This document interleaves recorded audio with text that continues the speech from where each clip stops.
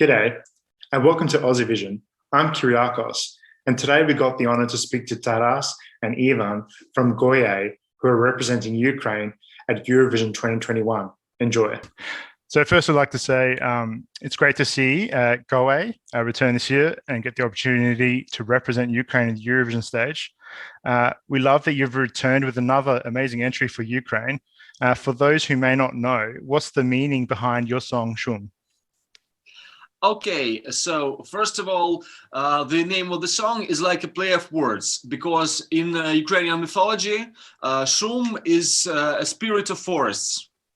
So our ancestors believed that there were good forces and bad forces cannot be just, eliminated or something. So they need to be dealt with, and then they need to be pleased to live with them in harmony.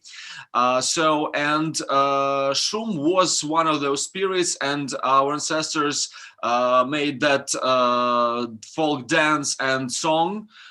They sang to please this spirit, to please Shum, and to awake spring.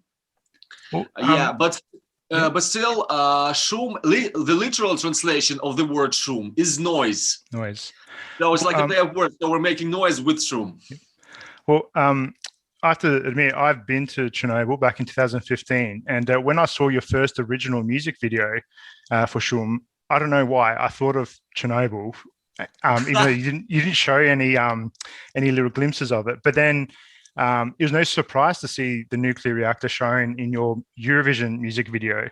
And the exclusion zone around Chernobyl is a very unique place on Earth, especially with how nature's taken back control of the region. Right. We'd like to know, what's the connection with Chernobyl and Shum?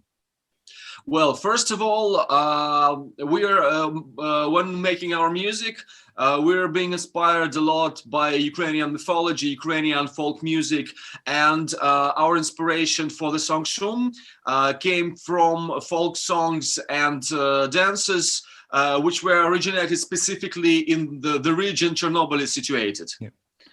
So it was very important for us to show that part, to show that place. And actually, we've been to Chernobyl like a month ago. Yes. Yep. To see the origins, because for us it's not only about the technological disaster, so it's more about people and their culture. Yes. Because that region, we call that region Chernobyl Polissa. So that region had a unique culture, unique even among our Ukrainian regions. So, and all people were forced to move to other cities or villages or anything. So, and it was like a big part of our culture just started to vanish, And we wanted to point out that there is a big piece of our culture that is vanishing, and we wanted just to bring it back. I have to admit that Shum is very popular among Australian Eurovision fans. Oh, really? in Eurovision preview parties in both Brisbane and Sydney, it was the #1 chosen song out of all the selection this year. How do you feel about the worldwide response to your music? Well, first of all, we think that we're going the right way, for us, like for a 100% DIY band that has been in musical underground for so many years, right now it's very motivating for us because we finally see that what we were doing is right. We're just, making our music. We just try to be ourselves. Not to do some, stick to some musical fashion or something. So, and for us, it's like, just a big thing for us to move on and to make new songs and participate in such contests as Eurovision, of course. So we're very honored by that, actually. Yeah, you're definitely heading in the right direction. Thanks. We also love how creative your band is with the use of many instruments in your music.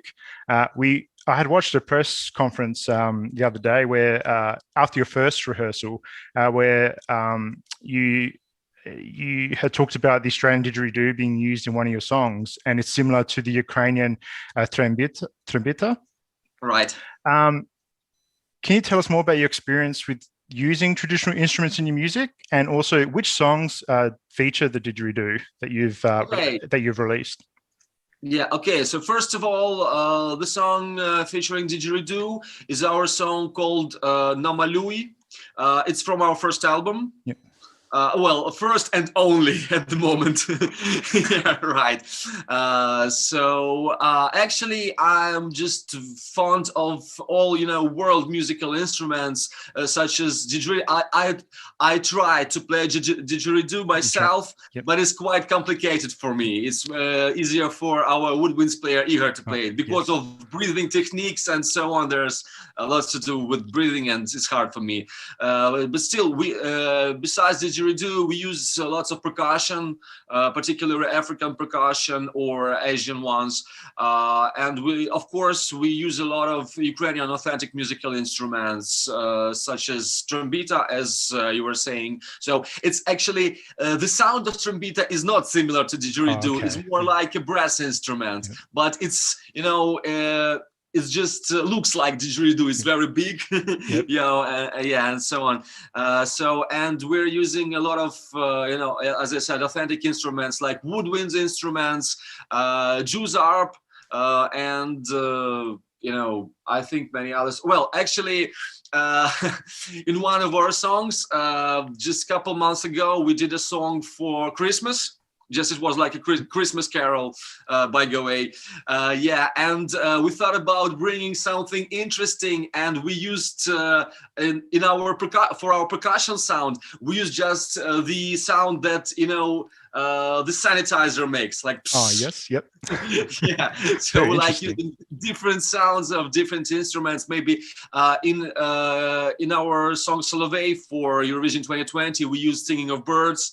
Yeah, so it's just more about sticking to to our cultural roots and knowing about musical instruments of other countries and other regions. It's very interesting.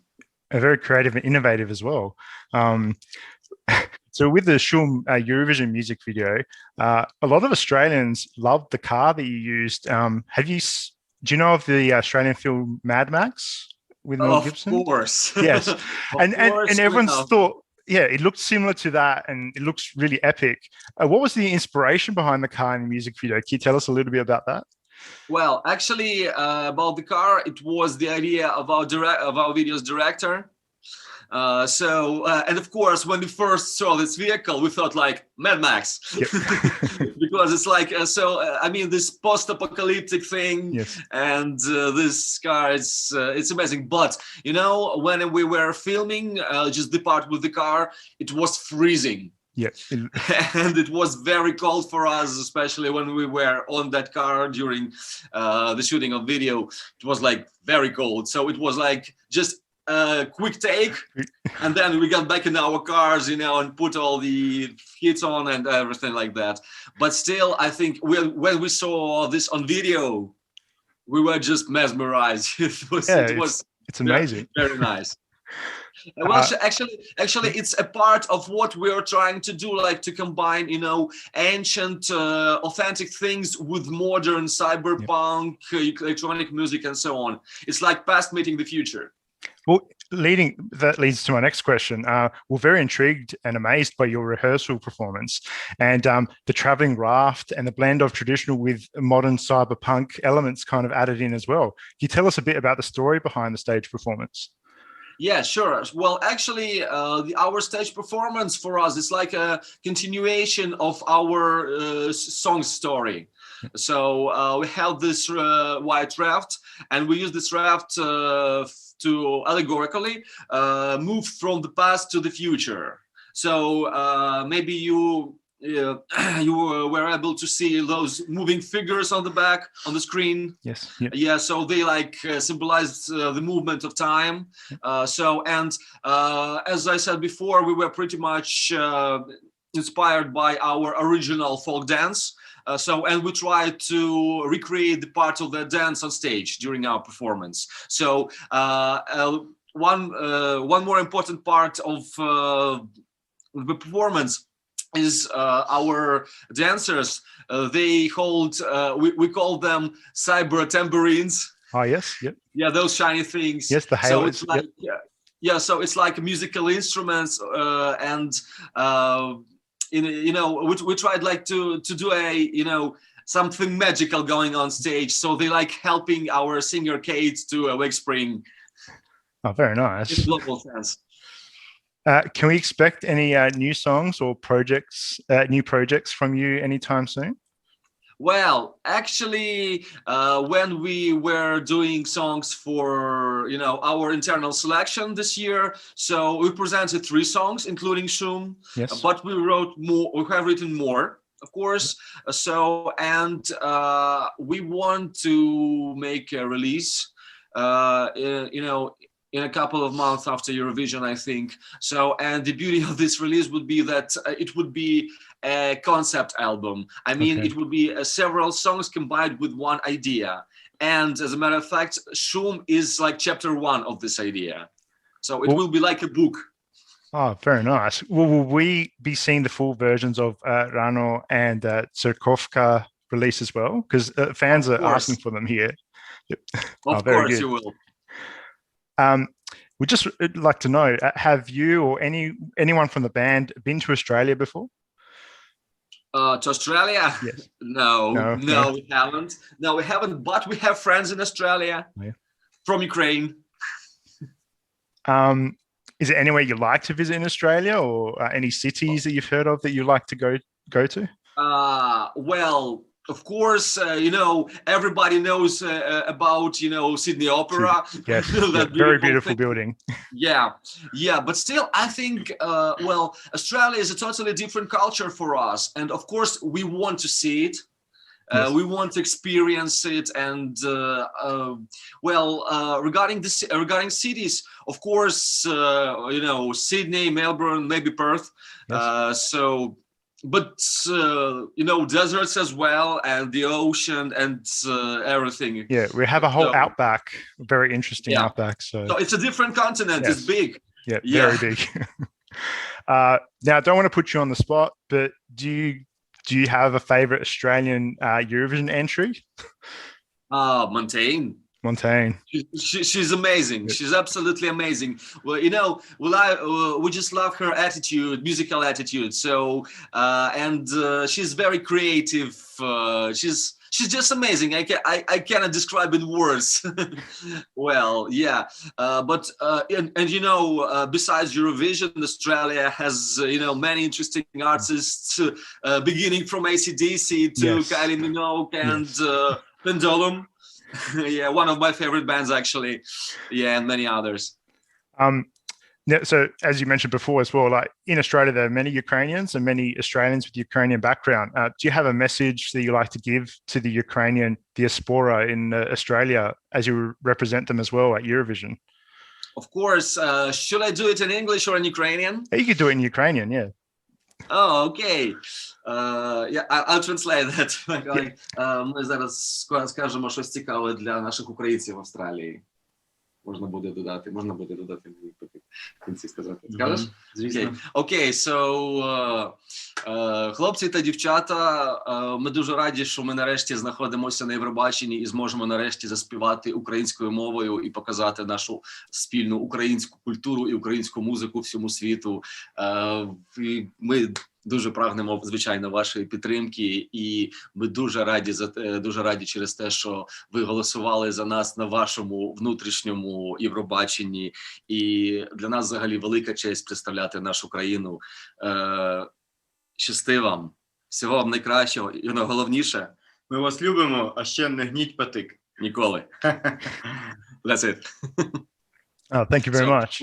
We were just saying about that we've come to Eurovision to show our Ukrainian culture and Ukrainian music to the world, and we are very honored by their support, and we are very happy about it, and we wish them to be safe and happy.